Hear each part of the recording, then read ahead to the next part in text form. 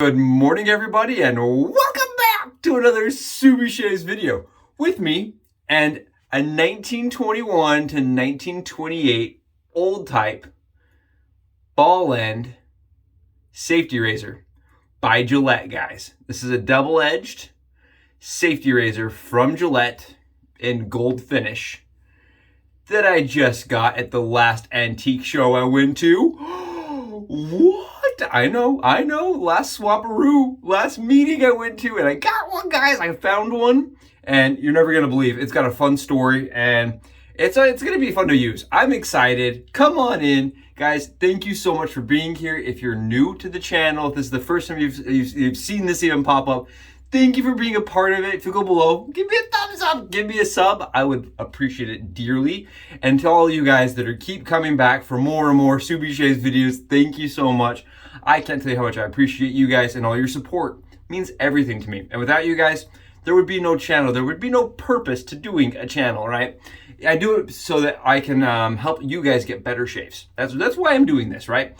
So I hope that's what we accomplish, and I also want to be able to show some things that are hard to find. Some real razors that just do not exist on YouTube, that aren't being used all that often. I want to present that, and I want to make it presentable in a fashion that is understandable to people that perhaps are new to the craft or aren't as much into the standard layout of wet shaving, right? We do things a little different here, and I'm okay with that. We just kind of fly by the seat of our pants. We have a good time, and if you're cool with that, stick around. I think you'll like it.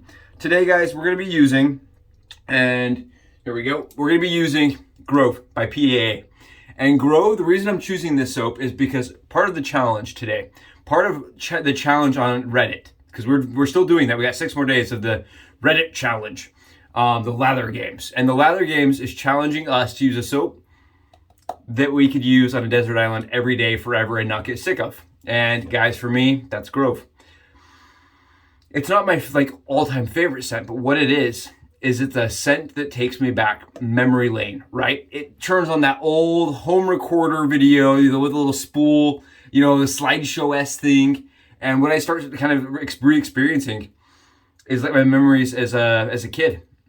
As an Eagle Scout, I spent most of my life in the mountains, working to get all the little badges so that I could get my Eagle Scout. And then once I accomplished that, my best friend and I, we started geocaching. We spent all of our early 20s just geocaching, and spending all of our time together. And we ended up taking girls up a few times and taking family members up a few times. Then we married 2 of the girls that we took up with us, right? Our whole lives were built around these mountains. And if you can't tell, guys, right? I'm a big fan of mountains and trees, right? That's who I am, and that's what this scent is. It reminds me so much of my best friend who passed last year. Oh, it just takes me right back to being next to him, backpacks on, sun coming down. I don't know, I know we don't talk about soap very often, but this one today, it's special to me. It's very special, and it has that, it just brings, it envelops me full of memories. I can't even vocalize, I can't verbalize what it does in my brain. It's like, oh, just memories. And if I was on a desert island trapped by myself, I would want to relive all those memories. Be with my dad fishing, just being out in the woods. That's what it smells like to me. And we're going to be using the Grove Splash just to give it that staying power. So all day when I when I smell my shirt or something, I get that same experience. So those are the soap choices. We're going to be using a little bit of Cremo. Actually today, no Cremo. Scratch the Cremo. We're going to go with the CO Bigelow menthol. I like the scent, and I haven't used it very often, and I like the green with the Grove, right? We'll just do that for fun. Sorry I didn't have it out. I've been going crazy this morning, so it's just kind of all happening. I think it's Grove. I blame Grove. I'm all emotional inside. I don't know what's going on. My man feelings are all bubbling. My Subi feelings, man, they're just going crazy today with that Grove. I opened the container this morning. It's like, whoa, memory lane, memory lane. So let's talk a little bit about the razor, guys. Let's talk a little bit about the razor going down memory lane, right? This is old. This is almost 100 years old, depending on what year for sure this came. It could have been 1921 to 28. My memory serves me correct. I'm pretty sure it's 1921 to 28. So, I mean, it could be literally like 100 years, right? It could literally be 100 years old. And it still looks beautiful, right? So I go to the swap meet. And I see this box. sitting out there. You see this box? There's an original 1920 box, and it says like, you know, it's certified and stamped, and it's all good and happy if it's a Gillette, yada yada yada. And then underneath that is this box. I was like, that's cool. Open up the box. Check this guy's out. It has a little, I don't know, the boxes are really cool. I like the boxes, but it had the blade carrier with it. I was like, oh, I wonder if there's anything in there. Boom. There's a bunch of unopened, streamlined, double-edged blades. I don't know if these were like OEM to that brand, or I don't think they are, but that's what was in here. And I have a bunch of them. I have like 5 unopened packs of these weird streamlined old antique blades. I'm not going to use them. I'm going to keep them in there for I don't know, just some like some nostalgia. You know what I mean? Just cool to see something like that. I don't know. I think it's awesome. I asked the guy, I'm like, so what's the story on the razor? He's like, oh, it's been in my family for a long time. No one wants that razor. Nobody even knows how to use that thing. So I would like to buy it. So we went back and forth. And this guy was like super grumpy about it. Like he was just like, you know, maybe I'll try to use it someday. I'm like, you don't want to use it. You want to give it to me. So we went back and forth. I ended up paying $10. And it did have a crack. It has the notorious, guys. If you're searching for one of these razors, just know that the handle is hollow on the inside. So you see this crack that runs down the seam of it? Very common. And Razor Emporium sells replacements. They'll actually sell you a fully brass version that looks exactly like this, just in brass. So that it will never crack. But what I did is I could see that somebody had fixed mine. Somebody has actually gone in and filled my crack with some kind of weld, probably a JB weld, I would assume. And all that had happened is this top knob right here had come off. What you'll have happen occasionally too is these will come off. They'll just fall off because of the cracks. So I just took some crazy glue, put it down inside of this, the edge of this, and repressed it. And I think it's gonna hold. We're gonna try it. I haven't actually shaved with this guys yet, so I don't know. We're gonna find out. If I hack myself up, you guys will see it. It will happen. We're gonna use Personna double-edged razor blades today, and you guys know me. I don't like to shave double-edged 2 sides of the razor blade, especially when I'm shaving my head. So what I'm gonna do today is I'm gonna take my skizzes, my super skizzes, and we're just gonna cut, guys. And I just chop the blade wing right off. You see how I just did that with scissors? Nice and easy. These are my wife's cutting block scissors. She has not realized they're gone. My wife has been working crazy hours, and so she has not seen that her scissors are missing. They've gone MIA, you could say. So we just removed blade tabs just a little bit, like, you know, ever so much. And then what I like to do, guys, same thing, scissors. I like to just cut my blades right in half. Right in half. I know people are like, he's doing what? Call Gillette. Gillette didn't say he could do that on the little package from 1920. Call Gillette. They need to know this man is doing something weird, right? So we're just gonna take these Personna blades and stack them. I stack mine. I don't say that, you know, anyone's ever recommended this. The whole entire process I'm doing here has not been recommended. This is just my methodology. This is how I like to get my shave on. We're just gonna take those stacked DE blades and we're gonna put them right into our razor. And I don't know what happened. There we go. This little guy's rolls. It's a roller. So I'll put it down and it'll be on the other side of my cabinet. We're gonna grab. I need it in my house, man. It's not level. If you look at these blades, they're double stacked. So all we're gonna do now is just take them and set them straight into the head cap of the razor. I'm gonna turn this so you guys can see what's going on. So that's kind of what you're going for here. So that it sits all up against those posts, but that it's not, you know, crooked or unlevel or having problems. Yeah, this looks good. Just double checking my blades because I'm stacking them.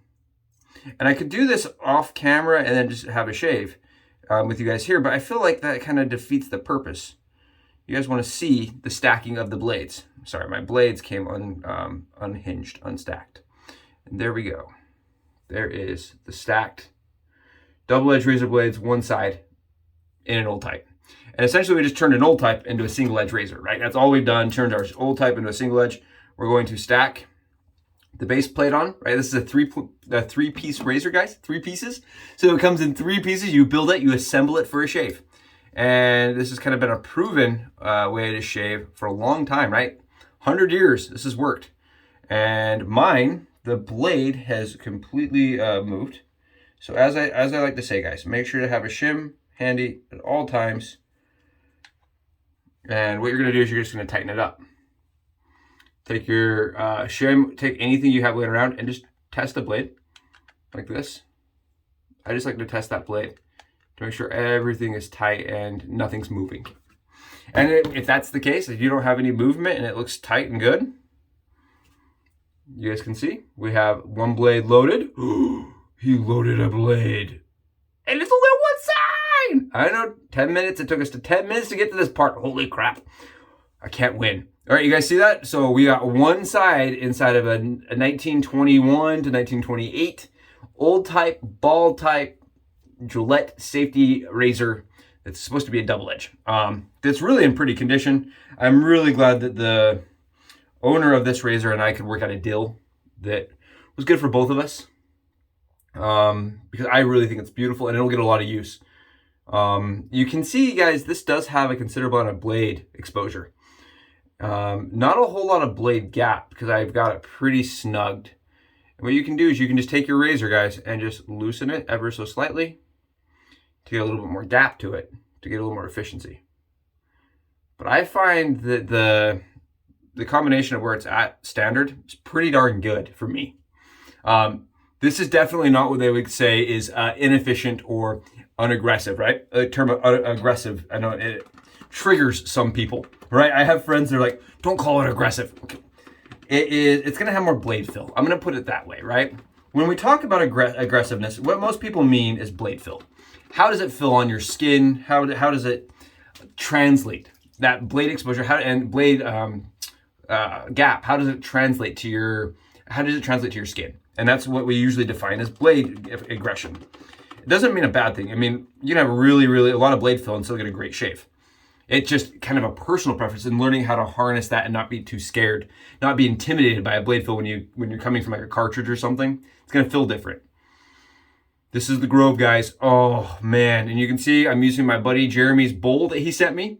This is a symmetric pottery bowl on Etsy, guys, and I have no problems ever. It's really hydrated. I mean, it's super duper hydrated.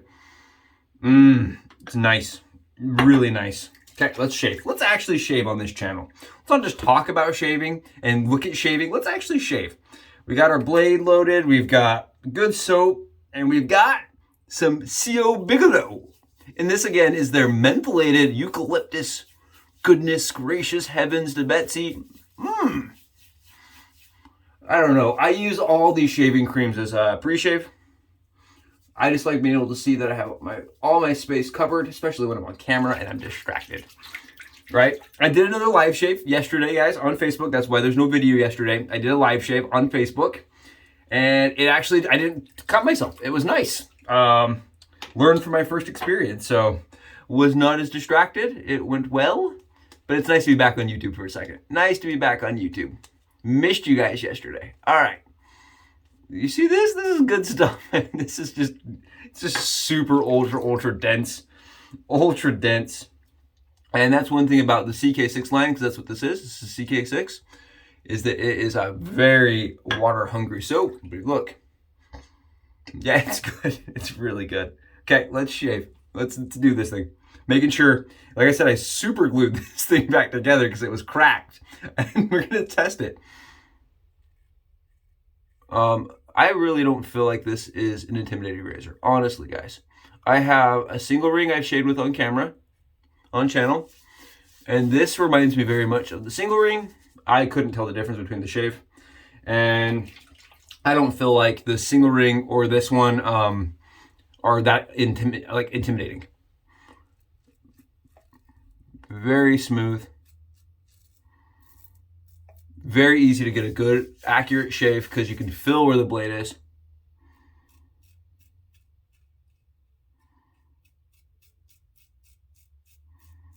And the angle is exceptional. Angle is just exceptional on it. And that's it. 3 pass on the cheeks. And you can see there's just ever so little bit amount of stubble coming off. That was a 3 pass on the cheeks on 24 hours, 25 hours, somewhere in there. 24, 25, it's hard to tell. I think it's 24 hours. There you go. Nice, smooth, very, very comfortable. But the thing about the old type, guys, is that some people do say it's intimidating, that it feels much more aggressive compared to other razors, or that it has a lot more fill to them compared to other razors, and that they don't like it. And I think that's really sad. I do want to just stress that all things wet shaving, you need some technique to get a good experience, but it's a great shave. It really is. And the little guy that sold it to me, turns out you can use it. And it was funny. He's like, I don't think you can use that even. Yeah, we can use it. We can use it, can't we, guys? We can use it. And thanks to Luca, man, showing me the single edge technique with the DE, I get just great shaves. And again, the reason why we're doing this with only one side, guys, is I like to do this. I do this constantly. Put my finger down to control my line, and it's an easy way. It's an easy way for me to do it, and it's a bad habit I got when I used a cart of old. Look at that. Beautiful shave. Beautiful, guys. I can't even explain to you how smooth my skin is right now. It just feels like, and there's no irritation. It's such a smooth shaver. I can't even tell you guys. It's such a smooth shaver. And it's old. It's 100 years old. And it's a DE, guys. It's supposed to be, your grandfather's way of shaving or great-grandfather's way of shaving. And it still works awesome. And you won't get like the problems and ingrown hairs and issues with that way. And I paid $10. It was 10 bucks. It may have been 15 bucks. I think it was 10 bucks. And now I'm thinking about it. I think he wanted 15. We argued down to 10. Or he wanted 20 and we argued down to 10. I can't remember. But I feel pretty good about the purchase. I really do. And for that kind of money, guys, I don't think you could buy a better razor. I really don't. Except for the $1 adjustable slim that I got at the little antique places, the swap meets. And that's the thing, swap meets, man, have been awesome. Not all of them are great. You need to know what you're kind of looking for. If you see one of these ball end guys, they're definitely worth picking up, especially in this condition. Mine was like, it was in beautiful, other than the crack. Beautiful condition, and you can use other handles with it. So even if it has a crack, guys, you can replace that handle for 25 bucks, even from Razor Emporium, and have an exact match and have a great razor forever. Again, so smooth.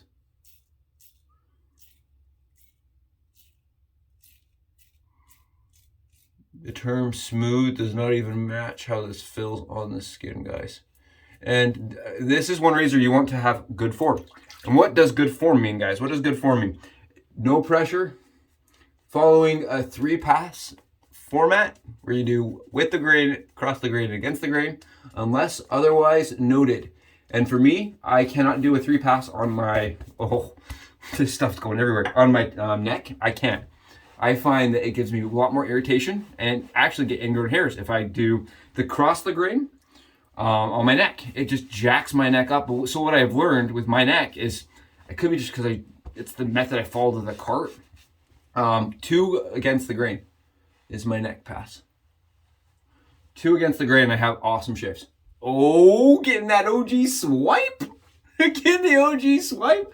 So follow good form. Little pressure, have a consistent lather, or use like a pre-shave underneath, right, to kind of buffer that. You're gonna get great shaves with these. I promise you guys, great shaves. The cost is there, the comfort is there, and the closeness is definitely there on these razors. And I could see people arguing that it was the best razor ever produced by Gillette. I can see that argument. I think I've had that argument a couple times. Because I really do think that this razor is up there with anything. Any kind of razor. And anything that's ever been produced. Yeah, perfectly smooth. Perfectly smooth. Absolutely no effort. No nicks, no cuts, no dings. And that is with a single-sided Gillette double-edged razor. And again, the single-sided, guys, it actually reduces the amount of user error that I was having, right? I would never cut myself. Very rarely. Even when I was practicing and learning. With the actual shaving part of the Gillette razor. I always hurt myself and cut myself on the back side of it. The back side always was what caught me. And it was never on the shaving surface, right? It was always on this hand or on my ear or up around here. I'd catch my earlobe with the back side of the blade. Happened all the time. But with only using one side, we are smooth. We are comfortable. Oh, I love that when you're like rubbing and it just feels nice. Oh, guys, awesome. Awesome shave. Thank you for being here for it. Thank you. I hope that so much that when you saw this, you were like, oh, that's not intimidating now. Maybe I can do it. If the newbie Subi shaver guy can do it, I can do it. And that's exactly what I'm hoping for, right? I want to make these vintage razors, like these old types, accessible. I want people to see these and be like, oh yeah, I can use that. Right, because that's what's cool about these old types, man. And all these vintage razors, that they have their own personality and they still shave awesome. Guys, I smell like it's like a forest of, it feels like I'm out geocaching again. That's exactly what it reminds me of. It's just being out geocaching. Oh, great scent.